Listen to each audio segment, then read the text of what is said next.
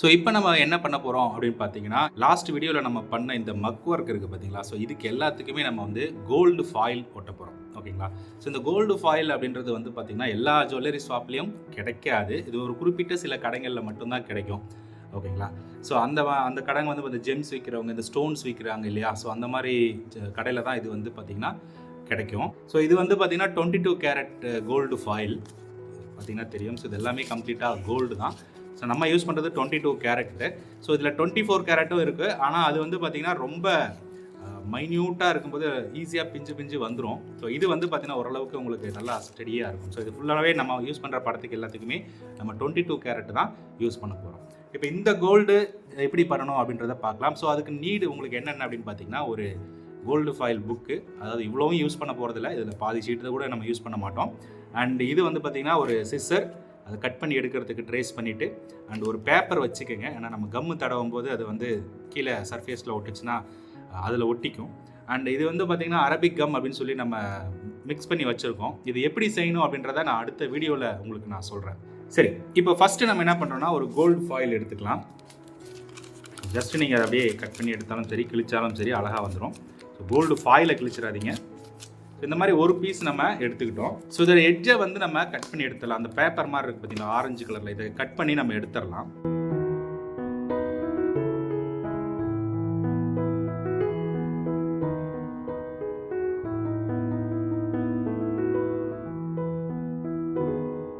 So இந்த மாதிரி நீட்டாக கட் பண்ணி எடுத்துருங்க.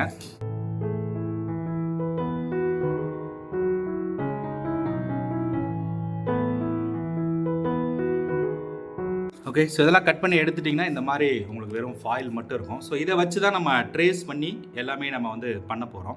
ஸோ ஃபஸ்ட்டு வந்து பார்த்திங்கன்னா, நம்ம இதில் எங்கெங்கெல்லாம் நம்ம கொடுத்துருக்கோமோ, இந்த மக் ஒர்க் எங்கெங்கெல்லாம் கொடுத்துருக்கோமோ அதுக்கு ஃபஸ்ட்டு நம்ம ட்ரேஸ் பண்ணலாம். ஃபார் எக்ஸாம்பிள் இப்போ நம்ம வந்து ஹெட்லேருந்து வரலாம். ஸோ இங்கே தலையில் பார்த்திங்கன்னா இந்த கிரீடம் மாதிரி வச்சுருக்கோம் இல்லைங்களா? ஸோ அதுக்கு ஃபஸ்ட்டு எடுக்கலாம். ஸோ அதனால் நான் இந்த முக்கோணம் மாதிரி இருக்கிற எட்ஜை வந்து வச்சுக்கிறேன். ஸோ அதை அப்படியே நீங்கள் ப்ரெஸ் பண்ணிங்கனாலே அதோட இம்ப்ரெஷன் வந்து உங்களுக்கு தெளிவாக கிடச்சிரும். பார்த்தீங்கனாலே தெரியும். ஸோ இப்போ மேலே இருக்கிற அந்த இது வந்து நமக்கு கிடச்சிருச்சு, ரைட்? ஸோ ஃபுல்லாக கூட நீங்கள் எடுத்து கட் பண்ணி அப்படியே கூட ஒட்டலாம், தப்பு கிடையாது. ஓகே, ஸோ இப்போ பார்த்தீங்கன்னா இது எல்லாமே நமக்கு வந்துருச்சு. நம்ம இப்போ மேலே இருக்கிற இந்த பகுதி மட்டும்தான் ஒட்ட போகிறோம். ஸோ ஏன்னா இது வந்து தலைப்பாகையில் இருக்கக்கூடிய டிசைன்றதுனால நம்ம ஃபுல்லாக ஒட்ட போகிறதில்ல. இந்த தலைப்பாகைக்கு மேலே இருக்கக்கூடிய இந்த டிசைன்ஸ்க்கு மட்டும்தான் நம்ம ஒட்ட போகிறோம். ஸோ நான் என்ன பண்ணுறேங்க, இப்போது இதை அப்படியே நம்ம கட் பண்ண போகிறோம். ஸோ இந்த ட்ரேஸ் பண்ணதை அப்படியே நம்ம கட் பண்ணி எடுத்துடலாம்.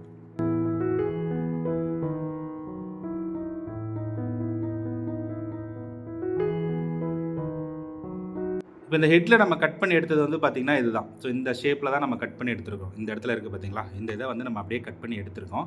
ஸோ இதை நம்ம வந்து என்ன பண்ணணும்னா, சைடில் ஒரு பேப்பர் வச்சுக்கோங்க. ஸோ அந்த பேப்பர் மேலே வச்சுட்டு இந்த அரபிக் கம்னு சொன்னோம் இல்லைங்களா, ஸோ அதை நம்ம இது மேலே அப்ளை பண்ணணும். ஸோ லைட்டாக தொட்டு இதை அப்ளை பண்ணணும். ஸோ இந்த அரபிக் கம் ப்ரிப்ரேஷன்லாம் நான் அடுத்தடுத்த வீடியோவில் சொல்கிறேன். ஓகே, ஸோ இந்த மாதிரி அப்ளை பண்ணிவிட்டு அதை எடுத்துக்கோங்க.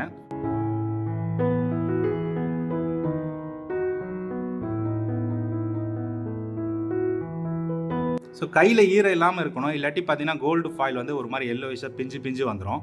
ஸோ அதனால் எப்போயுமே கையை வந்து ஒரு கிளாத் வச்சு தொடச்சிக்கிட்டே இருங்க விரல்களில்.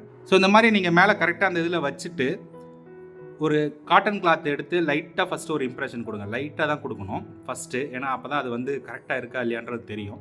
அதுக்கப்புறம் நல்லா ஒரு கம்ப்ரெஸ் பண்ணி நல்லா ப்ரெஸ் பண்ணுங்கள். ஸோ இப்போ வந்து பார்த்திங்கன்னா அதோட அழுத்தங்கள் எல்லாம் கரெக்டாக இருக்கும். நீங்கள் முதலே அழுத்திட்டீங்க அப்படின்னா ஏதாவது கரெக்ஷன் பண்ண வேண்டியது இருக்குது, கொஞ்சம் மாறிடுச்சு இடம் அப்படின்னும் போது நமக்கு அது கொஞ்சம் தப்பாக தெரியும். ஸோ அதனால் வந்து என்ன பண்ணலாம்னா, முதல்ல லைட்டாக ஒரு இம்ப்ரெஷன் கொடுத்துட்டு அதுக்கப்புறம் நீங்கள் வந்து பார்த்திங்கன்னா இது கொடுத்தீங்கன்னா இந்த மாதிரி அழகாக ஒரு கிரீடம் மாதிரி இருக்கும். அங்கங்கே சின்ன எட்ஜெலாம் மிஸ் ஆகிறதுக்கு வாய்ப்புகள் இருக்குது. அதெல்லாம் நம்ம வந்து பெயிண்டிங்கில் கரெக்ட் பண்ணிவிடுவோம். ஸோ அடுத்து பார்த்திங்கன்னா இந்த ஏரியாக்கள் இருக்கு இல்லையா, ஸோ இதை அப்படியே நம்ம வந்து ஃபுல்லாகவே ட்ரேஸ் எடுத்துகிட்டு அப்படியே கூட நம்ம இதை ஒட்டிடலாம்.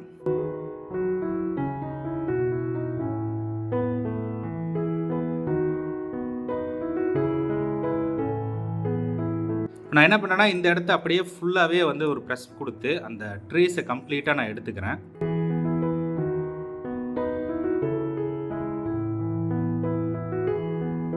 இந்த தலைக்கு பாகையில் இருக்கிற அந்த டிசைன் மட்டும்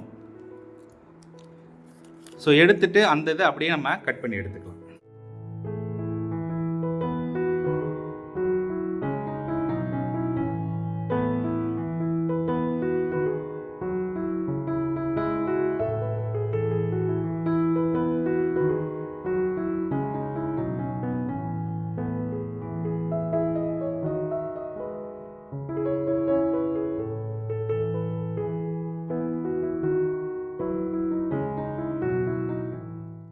ஸோ இந்த டிசைன் இருக்கிற ஏரியா மட்டும் நம்ம வச்சுட்டு மீதியெல்லாம் அப்படியே நீங்கள் கட் பண்ணி எடுத்துருங்க.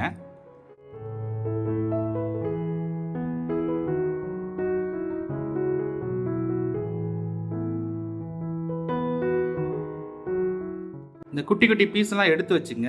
உங்களுக்கு வந்து பார்த்திங்கன்னா அடுத்தடுத்த சின்ன சின்ன ஒர்க்குக்கெலாம் ரொம்பவே யூஸ் ஆகும். ஸோ அதனால் அதெல்லாம் நீங்கள் எடுத்து வச்சுக்கோங்க. இப்போ நம்ம இங்கே மேலே கட் பண்ணியிருக்கிறதுக்கு மறுபடியும் நம்ம என்ன பண்ணுறோங்க, கம் அப்ளை பண்ணுறோம். லைட்டாக எடுத்து அப்படியே தடவி விட்டிங்கன்னா போதும்.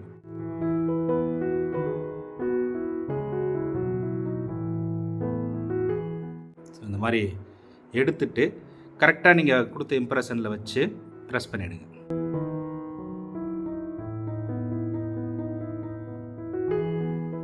ஸோ லைட்டான ஒரு இம்ப்ரெஷனில் ஃபஸ்ட்டு ப்ரெஸ் பண்ணுங்கள். ப்ரெஸ் பண்ணிவிட்டு அதுக்கப்புறம் நல்ல ஒரு ப்ரெஸ்ஸிங் கொடுத்துருங்க. இது ரொம்ப சின்ன படம் அப்படின்றதுனால நமக்கு வந்து பார்த்திங்கன்னா எட்ஜஸ்லாம் தெரிகிற மாதிரி இருக்கும். அதெல்லாம் நம்ம வந்து கட் பண்ணி எடுத்துருவோம்.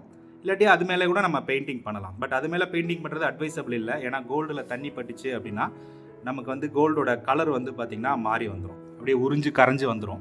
ஸோ இப்போ இந்த சின்ன பீஸ்லாம் இருக்குது பார்த்தீங்களா, இது எல்லாமே நீங்கள் வந்து இந்த குட்டி குட்டி இடத்துக்குலாம் நீங்கள் யூஸ் பண்ணிக்கலாம். ஃபார் எக்ஸாம்பிள் இப்போ நான் இந்த குட்டி பீஸ் இருக்கு இல்லையா, இந்த பீஸை நான் எடுத்து இதோ இந்த இடத்துல இருக்கிற வளையலுக்கு நம்ம வந்து யூஸ் பண்ணிக்கலாம். ஓகே, ஸோ அதுக்கு ஜஸ்ட்டு நீங்கள் அந்த வளையல்லே நீங்கள் வந்து டேரெக்டாகவே இந்த கம் அப்ளை பண்ணலாம். ஏன்னா ரொம்ப மைன்யூட்டாக அதில் எடுக்கிறதுக்கு ரொம்ப கஷ்டமாக இருக்கும். ஸோ அதுக்கப்புறம் இந்த கோல்டு ஃபைலை வச்சுட்டு நீங்கள் அதை அப்படியே ப்ரெஸ் பண்ணிடலாம்.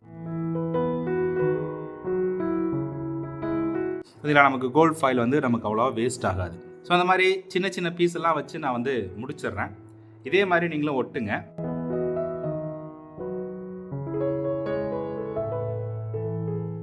நீங்கள் எந்த அளவுக்கு கரெக்டான இம்ப்ரெஷன் எடுக்கிறீங்களோ அந்த அளவுக்கு படம் அழகாக வரும். ஸோ இம்ப்ரெஷன் சரியில்லை அப்படின்னா நம்ம படம் வந்து பார்த்திங்கன்னா பார்க்குறதுக்கு ஒரு மாதிரி மொட்டையாக இருக்கும். ஓகே, ஸோ ரெக்கார்டிங் பர்பஸ்க்காக கொஞ்சம் நான் இதெல்லாம் ஒட்டுறேன். அது வரைக்கும் படத்தை நம்ம ஸ்டாப் பண்ணிக்கலாம். சேம் ப்ராசஸ் தான் நம்ம எல்லாத்துக்கும் பண்ண போகிறோம். இப்போ வந்து பார்த்திங்கன்னா நம்ம கம்ப்ளீட்டாக இந்த கோல்டை வந்து ஒட்டியாச்சு இந்த விநாயகருக்கு. ஸோ அடுத்து நம்ம வந்து பார்த்திங்கன்னா இதை கொஞ்சம் நேரம் காஞ்சதுக்கப்புறம் இந்த எட்ஜஸ்லாம் கட் பண்ணி எடுக்கணும். இங்கே பார்த்திங்கன்னா தெரியும். ஸோ இந்த எட்ஜெல்லாம் வந்து கொஞ்சம் வெளியே இருக்குது இல்லைங்களா, ஸோ அதெல்லாம் நம்ம கட் பண்ணி எடுக்கணும். ஸோ அது ஃபுல்லாக கட் பண்ணி எடுத்ததுக்கப்புறம் தான் நம்ம வந்து பார்த்திங்கன்னா லைனிங் கொடுக்கணும், கலரிங் கொடுக்கணும், எல்லாமே கொடுக்க வேண்டியது வரும். ஸோ இப்போதைக்கு இது கொஞ்சம் நேரம் காயட்டும். நம்ம அடுத்த வீடியோவில் பார்ப்போம்.